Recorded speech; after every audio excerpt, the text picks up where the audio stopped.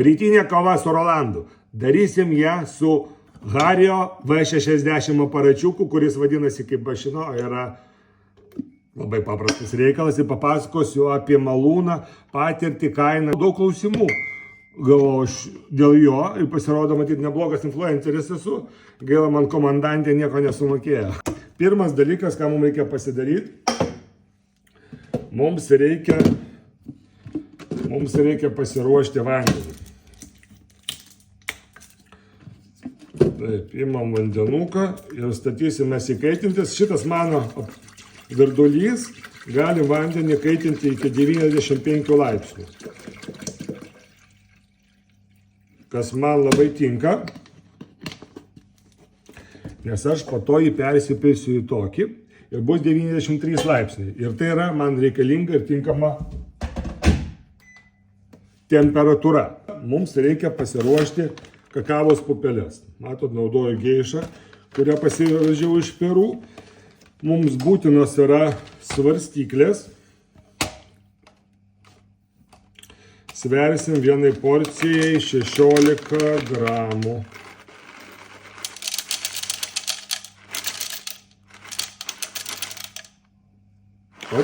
Kavytę mums reikia šviežai susimalti, tam aš naudosiu komandantę.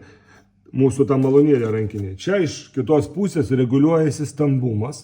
Aš žaidžiausi čia porą dienų, atsireguliavau daugiau mažiau, kas man jau tinka. Ir atradau, kad geriausiai mano dabar kava yra 21 pasukimas. Vat, pilam mes į mano malūną. Mala jis beprotiškai maloniai. Iš tikrųjų jis mala geriau negu elektrinis mano įrenginys. Matyt, dėl to aštrumo viso dantukų jis sugeba sumanti labai vienodai. Kaip aš ir spėjau, pats malimo vienodumas yra labai geras. Žodžiu, mala labai vienodai.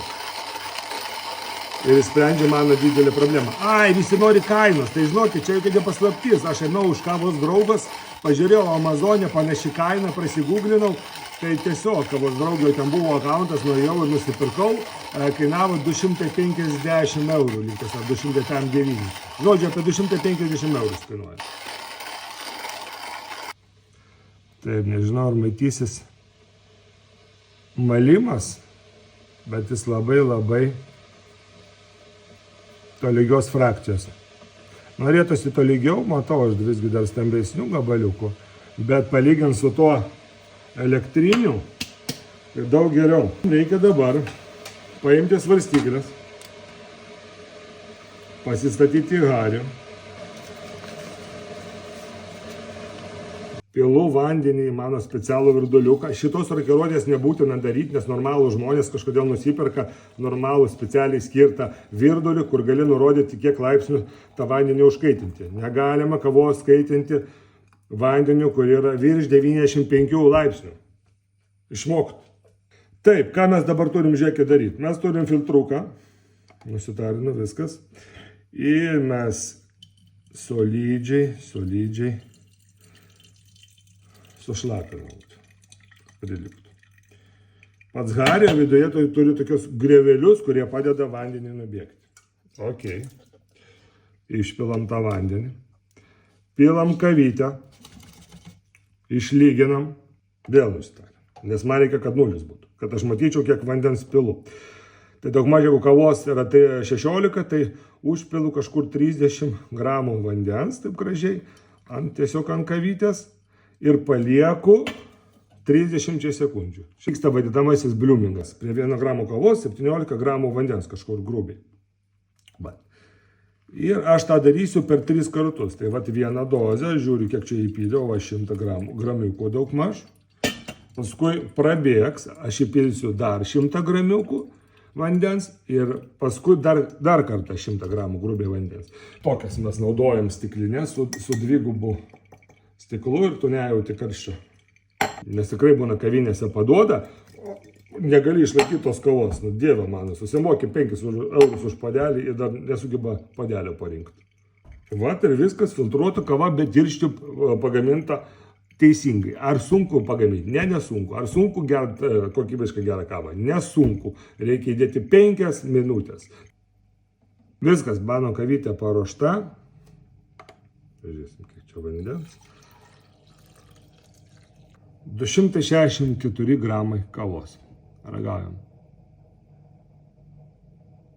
Su kvapu viskas gerai. Čia labai būna. O, čia labai jaučiasi gėlytės, kaip ir priklauso.